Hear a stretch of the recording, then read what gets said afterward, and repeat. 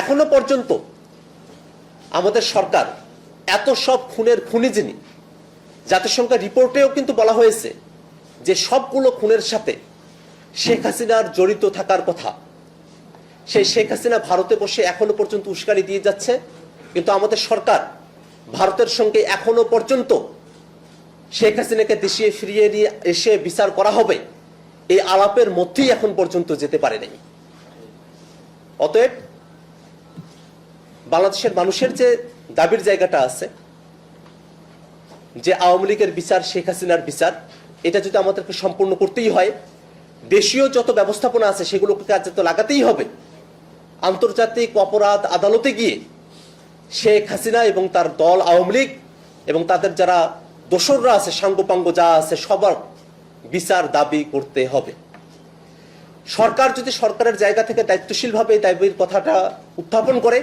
তাহলে জাতি হিসেবে আমরা কৃতজ্ঞ হই। সরকার যদি অপারগতা প্রকাশ করে তাহলে অবশ্যই ব্যক্তি উদ্যোগে হলেও নাগরিকদের মধ্য থেকেই, জনতার মধ্য থেকেই আন্তর্জাতিক অপরাধে আমাদেরকে যাওয়ার রাস্তা আমাদেরকে খুঁজে নিতে হবে।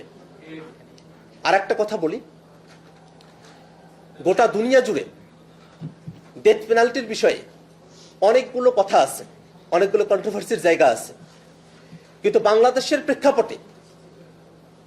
বাংলাদেশের মানুষেরা যারা দেখেছে, তাদের চোখের সামনে তার ভাইকে গুলি করে হত্যা করা হয়েছে, বাসার ভিতরে গিয়ে গুলি করা হয়েছে, এরোপ্লেন থেকে গুলি করা হয়েছে, এত বিভৎসতা, এই বিভৎসতা যারা দেখেছে তারা এটাই বিশ্বাস করে যে যারা এরকম বিভৎসতা ঘটিয়েছে তাদের শাস্তি নিছক কোনো জেল জরিমানার মধ্য দিয়ে হতে পারে না। তাদের শাস্তি বাংলাদেশের আইনে যে সর্বোচ্চ শাস্তি আছে সেটাই তাদের হওয়া দরকার। এটা বাংলাদেশের মানুষের, এটা দীর্ঘ সময়ের, এটা বাংলাদেশের মানুষের কথা। আন্তর্জাতিক যে মানদণ্ডগুলো আছে সে মানদণ্ডগুলোর দিকে অবশ্যই আমরা খেয়াল রাখবো, কিন্তু এতে করে আমাদের দেশীয় যে মনস্তত্ত্ব এবং মানুষের বিচারের যে আকাঙ্ক্ষা, সে আকাঙ্ক্ষাকে আমরা ইগনোর করে যেতে পারি না। আমরা সরকারের কাছে আহ্বান জানাবো, আন্তর্জাতিক যতগুলো ফোরাম আছে, জাতিসংঘ, ইউরোপীয় ইউনিয়ন সহ, আন্তর্জাতিক অপরাধ আদালত সহ প্রত্যেকটা ফোরামকে বাংলাদেশের বাস্তব যে পরিস্থিতি আছে সে পরিস্থিতি তাদের কাছে ব্যাখ্যা করা হোক, তাদের কাছে বাংলাদেশের মানুষের আকাঙ্ক্ষার জায়গা এবং প্রত্যাশার যে জায়গাগুলো আছে সেগুলো ব্যাখ্যা করা হোক।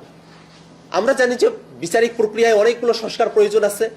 শাস্তির মাত্রা নিয়ে অনেকগুলো সংস্কারের প্রয়োজন আছে, কিন্তু সেগুলো হোক, সেটা বাংলাদেশের মানুষকে কনভিন্স করে হোক। বাংলাদেশের মানুষের উপরে কোনো কিছু জোর জবরদস্তিমূলকভাবে চাপিয়ে দিয়ে ফেসিবাদের দোসর যারা আছে,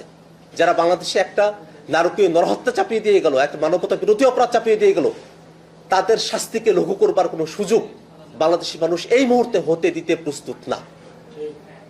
আমরা আজকে জাতীয় নাগরিক কমিটির নাগরিক অধিকার এবং মানবাধিকার সেল কর্তৃক যে আলোচনা সভা, এই আলোচনা সভার মধ্য দিয়ে শুধু একটা কথাই বলবো, বিচার, বিচার, আওয়ামী লীগের বিচার, শেখ হাসিনার বিচার, আওয়ামী দোসরদের বিচার, খুনিদের বিচার, এর সাথে সম্পৃক্ত বিভিন্ন যে বাহিনীগুলো আছে, পুলিশ থেকে শুরু করে নিয়ে র্যাব, বিজেপিকেও এখানে যুক্ত করা হয়েছিল, প্রত্যেকটা বাহিনীর মধ্য থেকে যারা আগ্রাসী ভূমিকা পালন করেছে তাদের প্রত্যেকের বিচার, এটাই হচ্ছে আজকের আলোচনা সভার মধ্যে দিয়ে আমাদের সকলের চাওয়া। এবং আমরা বিশ্বাস করি এই বিচার প্রক্রিয়ার মধ্য দিয়েই বাংলাদেশের সংস্কারের যে আলাপ জোরালো হয়েছে সে আলাপকে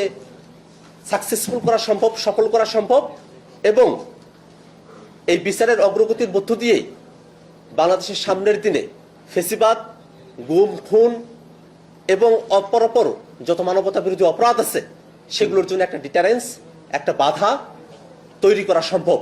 অতএব সামনের দিনে একটা সুন্দর বাংলাদেশ পেতে হলে এবং আমাদের শহীদরা যারা আছেন তাদের জন্য ন্যায় বিচার নিশ্চিত করতে হলে অবশ্যই আওয়ামী লীগকে বিচারের কাঠগড়ায় দাঁড় করাতে হবে, দল হিসেবে আওয়ামী লীগকে নিষিদ্ধ করতে হবে এবং আওয়ামী লীগের এই হত্যাকাণ্ডের সঙ্গে জড়িত সকলকে যথোপযুক্তভাবে দেশীয় এবং আন্তর্জাতিক পরিসরে বিচারের মুখোমুখি দাঁড় করাতে হবে।